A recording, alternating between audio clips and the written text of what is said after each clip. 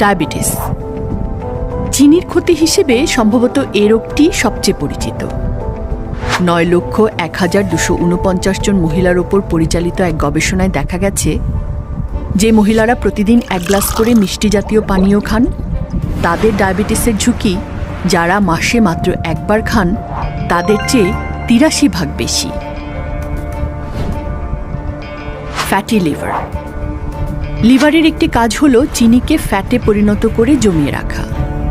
বেশি চিনি খাওয়া মানে বেশি চর্বি জমা। এই অবস্থাকেই বলে ফ্যাটি লিভার। আর বুঝতেই পারছেন, তখন লিভার আপনার শরীরের যেসব গুরুত্বপূর্ণ কাজগুলো করে সেগুলো ব্যাহত হয়। দাঁতের ক্ষয়। চিনি খেলে দাঁত নষ্ট হয়। আমেরিকান জার্নাল অফ ক্লিনিক্যাল নিউট্রিশনের এক গবেষণায় দেখা যায় যে বেশি চিনি খেলে মুখের উপকারী ব্যাকটেরিয়াগুলো মরে যায়, ফলে দাঁতের ক্ষয় হয়।